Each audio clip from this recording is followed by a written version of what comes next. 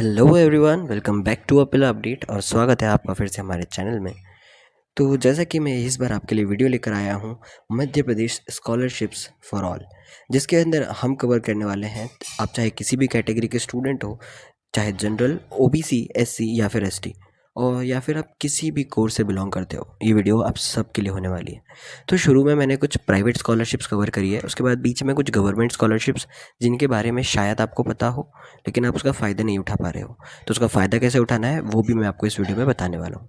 उसके बाद लास्ट में कुछ और प्राइवेट स्कॉलरशिप्स जिसके लिए आप अप्लाई कर सकते हैं, जो बहुत कम लोगों को पता है, बट जिन लोगों को पता है वो उसका फ़ायदा उठा रहे हैं। ठीक है, तो वीडियो में लास्ट तक बने रहिए ताकि कोई भी इंपॉर्टेंट अपडेट आप मिस ना करें। चैनल को सब्सक्राइब कर दीजिए, वीडियो को लाइक कर दीजिए ताकि आने वाली वीडियोस की लेटेस्ट नोटिफिकेशंस आपको मिलते रहे। तो चलिए चलते हैं हमारे पहली स्कॉलरशिप की तरफ। तो हमारी आज की पहली स्कॉलरशिप है कमेंस स्कॉलरशिप। ठीक है, कमेंस स्कॉलरशिप को हम scholarship program of nurturing brilliance भी बोलते हैं। ठीक है, तो कमेंस स्कॉलरशिप जब आप गूगल पर टाइप करेंगे तो आपको इसकी इन्फॉर्मेशन मिल जाएगी, जो कि कमेंस फाउंडेशन के थ्रू चलाई जाती है। कमेंस एक बहुत बड़ी कंपनी है इंडिया की, जो इंडिया के कई स्टेट्स में ये स्कॉलरशिप प्रोवाइड करती है, और इसके बारे में बहुत ही कम बच्चों को पता है, और इसका सारा प्रोसेस ऑनलाइन होता है।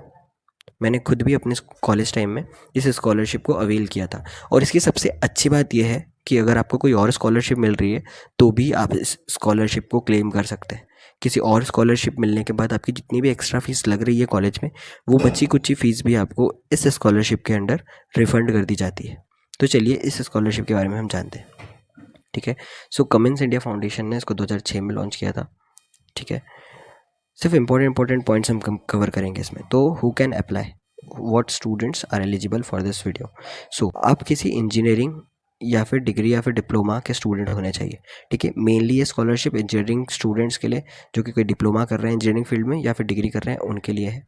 ठीक है, जो आपकी यूनिवर्सिटी है वो कमीशन, सेंट्रल या स्टेट गवर्नमेंट से रिकॉग्नाइज होनी चाहिए, और आपके 10th और 12th में मिनिमम 60% और हायर मार्क्स होने चाहिए।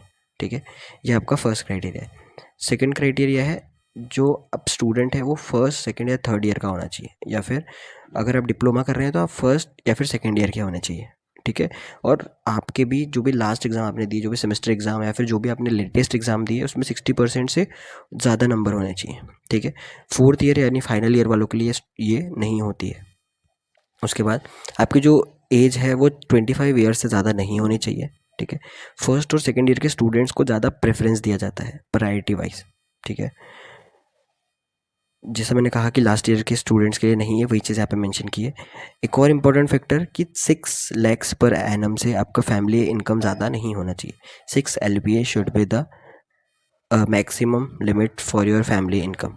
ठीक है, जो स्कॉलरशिप है वो किस किस के लिए है, वो है अहमदनगर, इंदौर, जमशेदपुर, पुणे, नागपुर, और जो भी आगे लिखे हुए मेंशन किए हुए डिस्ट्रिक्ट्स हैं, सिर्फ वहीं के स्टूडेंट्स के लिए। ठीक है, ऑल्दो इसको मध्य प्रदेश के भी कई कॉर्नर्स पे अप्लाई किया जाता है। अगर आप इंदौर या फिर इंदौर के आसपास की किसी भी सिटीज़ हैं तो भी आप इसको अप्लाई कर सकते हैं। It can be Dewas, it can be Ujjain, it can be Dhar, it can be Mhow. ठीक है, तो आप आसपास की जगह से भी अगर बिलोंग करते हैं तो भी आप इस चीज़ के लिए अप्लाई कर सकते हैं, मध्य प्रदेश के कुछ इंदौर के आसपास के शहरों से। ठीक है, उसके बाद आगे की कुछ रिक्वायरमेंट्स है जो मैं आपको बता दूं। ठीक है, ये आप इसमें पढ़ सकते हैं, आप जब इसको सर्च करेंगे तो भी आप इसके बारे में पढ़ सकते हैं।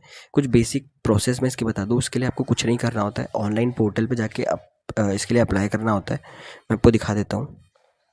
जब आप कमेंस स्कॉलरशिप सर्च करेंगे ना इंटरनेट पे, तो आपको ऐसा कुछ वेबसाइट दिखेगी, nurturebrilliance.org। इस पर आपको अपना लॉगिन या फिर रजिस्ट्रेशन करना है, और रजिस्ट्रेशन करके छोड़ देना है। ठीक है, फिर इसकी जो एग्ज़ाम है वो मोस्ट प्रोबेबली हर साल जनवरी में होती है, तो नवंबर या दिसंबर में आपको इसकी कंफर्मेशन मेल आता है जिसमें आपको कंफर्मेशन देना होता है।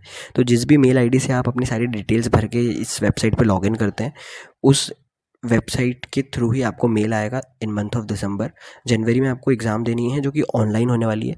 एग्ज़ाम का कंटेंट कुछ नहीं होता है, सिर्फ बेसिक एप्टीट्यूड मैथ्स के 10th क्लास तक के लेवल के क्वेश्चंस होते हैं, जो है हम 10th में पढ़ के आए। तो बेसिक मैथ्स और एप्टीट्यूड के क्वेश्चन होते हैं जो हमको ऑनलाइन घर बैठ के देने होते हैं। आपका अगर 75% प्लस आ जाता है उस टेस्ट के अंदर, तो आपको एक ऑनलाइन इंटरव्यू होता है। ऑनलाइन इंटरव्यू बस एक फॉर्मेलिटी टाइप होता है, जिसके अंदर आपका एक छोटा सा इंटरव्यू लिया जाता है, आपकी फैमिली के बारे में जाना जाता है, आपसे थोड़ी चीज़ें पूछी जाती है, और अगर आप उसको क्रैक कर लेते हैं तो आपको आपकी पूरी tuition fees as well as एक लैपटॉप प्रोवाइड किया जाता है आपकी स्टडीज़ के लिए।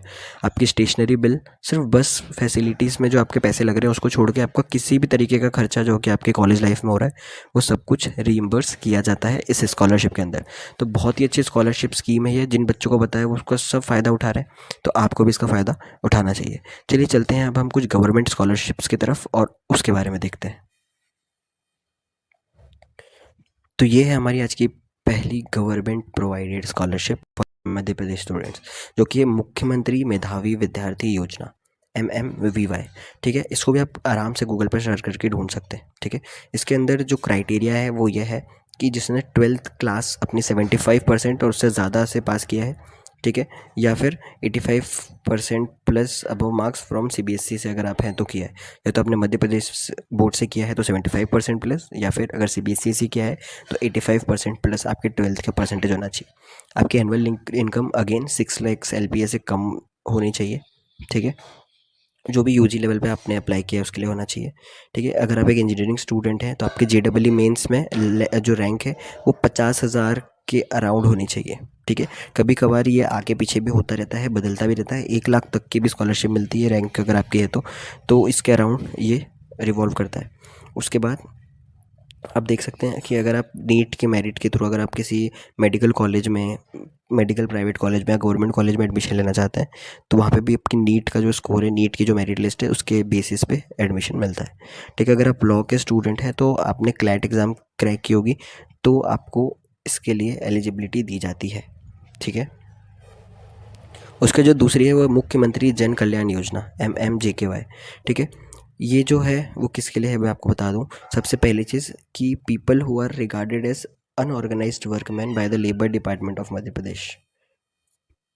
तो ये स्कॉलरशिप मेनली उनके लिए होती है जिनको हमारे मध्य प्रदेश के अंदर लेबर डिपार्टमेंट के through as a unorganised workman regard किया गया है, सर्टिफाइड किया गया है। ठीक है, कुल मिला के ये थोड़े से निचले वर्ग के लोगों के लिए होती है। अगर आप किसी क्राफ्टमैनशिप में हैं या फिर आप ऐसा कोई वर्क करते हैं तो ही आप इस चीज़ के लिए एलिजिबल होते हैं, या फिर आपके पेरेंट्स। ठीक है, मेनली आपके पेरेंट्स। इसके लिए आपको किसी अंडर ग्रेजुएट या फिर पोस्ट ग्रेजुएट पॉलीटेक्निक डिप्लोमा या फिर ITI प्रोग्राम में एनरोल किया होना चाहिए। अगर आप इंजीनियरिंग इंस्पायरेंट है तो 1,50,000 से बिलो आपकी रैंक होनी चाहिए। ठीक है, आप अगर मेडिकल एस्पायरेंट है तो आपने MBBS में अगर ले रखा है तो आपकी JIPMER या फिर एम्स की जो एंट्रेंस एग्ज़ाम है उसके स्कोर के थ्रू आपका एडमिशन लिया जाता है। अगर आप लॉ के हैं तो अपन अपने NLUs में जो एडमिशन लिया हुआ है फ्रॉम क्लैट एग्जामिनेशन तो आप इसके लिए एलिजिबल हो सकते हैं। ठीक है, आपके 100% up to tuition fee waiver इसके अंदर रिफंड कर दिया जाता है। उसके बाद post matric scholarship for OBC students को जो बेसिक स्कॉलरशिप मिलती है इसके बारे में आपने ज़रूर सुना होगा। हर कॉलेज इसको अपने थ्रू देता ही है अपने OBC स्टूडेंट्स को। तो इसके क्राइटेरिया आप पढ़ सकते हैं, बहुत ही बेसिक है, इसके बारे में मुझे आपको ज़्यादा बताने की ज़रूरत नहीं होगी। उसके बाद है SC ST स्टूडेंट्स को जो मिलती है उसके लिए भी सेम कुछ क्राइटेरियाज़ हैं जो आपके सामने लिखी है। कॉलेज में आपको डायरेक्टली मिलती है तो आप देख सकते हैं कि कॉलेज के थ्रू आपको ये स्कॉलरशिप कैसे मिल सकती है। उसके बाद हम चल रहे हैं कुछ प्राइवेट स्कॉलरशिप्स की तरफ वापस। तो एक है FAEA स्कॉलरशिप। ठीक है, तो जो ये स्कॉलरशिप है ये अंडर ग्रेजुएट स्टूडेंट्स जो कि आर्ट, कॉमर्स, साइंस फिर इंजीनियरिंग स्टूडेंट्स में है, किसी भी टेक्निकल या फिर प्रोफेशनल यूनिवर्सिटी के थ्रू उन लोगों को ऑल ओवर इंडिया दी जाती है। It's not about only Madhya Pradesh but it's all about all over India. तो चलिए इसके बारे में हम थोड़ी और डिटेल जानते हैं। इस स्कॉलरशिप के लिए अप्लाई करने के लिए आपको जाना होगा www.faeaindia.org पर। ठीक है, इसके बाद इसकी फर्दर डिटेल्स हम चेक करते हैं। चलिए चेक करते हैं कि इसका एलिजिबिलिटी क्राइटेरिया क्या है। ठीक है, student in the first year of under graduate studies and students who have completed 12th class from a recognised board in India, जो आपकी पहली क्राइटेरिया है। ठीक है, जो कि बहुत ही बेसिक है। ठीक है, आप इसको तभी अप्लाई कर सकते हैं जब आपका 12th का रिजल्ट अनाउंस हो चुका है। ठीक है, students from socially and economical background disadvantage backgrounds can apply for it. ठीक है, इसका एप्लीकेशन प्रोसेस क्या है वो मैं आपको बता देता हूँ। ऑफिशियल वेबसाइट जो मैंने आपको बताई उस पर आपको विजिट करना पड़ेगा और अप्लाई नाउ पर टच करना पड़ेगा। ठीक है, वहाँ पे आपको अपनी बेसिक डिटेल्स डालनी पड़ेगी और रजिस्टर करके लॉगिन करना पड़ेगा। एक बार आप रजिस्टर कर सकते हैं तो आप अपनी क्रीडेंशियल्स से लॉगिन कर सकते हैं। लॉगिन करने के बाद आपको सबसे पहले क्या करना पड़ेगा, सबसे पहले आपकी प्रोफाइल जो है वो किसी भी एनजीओज़ या फिर अदर अथॉरिटी के थ्रू वेरीफाई की जाएगी और आपको शॉर्टलिस्ट किया जाएगा। अगर आप शॉर्टलिस्ट होते हैं तो आपको एक इंटरव्यू के लिए कॉल आएगा। इंटरव्यू के लिए अगर आप सेलेक्ट हो जाते हैं तो आपको इंटरव्यू के लिए ट्रैवल करके कहीं पर जाना पड़ेगा, और वहाँ जाने के लिए आपको सेकंड क्लास ट्रैवल का एकोमोडेशन प्राइस रिइंबर्समेंट दिया जाएगा। मतलब आपको अपने पैसे जो आप लगाएंगे उस ट्रैवल में, वो पैसा आपको ऑर्गेनाइजेशंस के थ्रू रिफ़ंड कर दिया जाएगा जो आप इंटरव्यू के लिए जाएंगे ट्रैवल करके। और आज की हमारी लास्ट प्राइवेट स्कॉलरशिप है वो है Adobe women in tech scholarship. तो ये scholarship mainly female category students के लिए होती है, जो कि मेनली इंजीनियरिंग या फिर टेक बैकग्राउंड के कोर्सेज़ के लिए होती है। ठीक है, तो उसके क्राइटेरियाज़ क्या है हम उसके ऊपर चलते हैं। नेशनैलिटी आपकी इंडियन होनी चाहिए। ठीक है, आप 4 ईयर के जो फुल बीटेक कोर्स होता है या फिर एमटेक कोर्स होता है उसके लिए एनरोल किया होना चाहिए। ठीक है, आपको जो स्पेशलाइजेशन है वो computer science, information technology, data science, electrical engineering, maths या फिर कंप्यूटिंग से होनी चाहिए।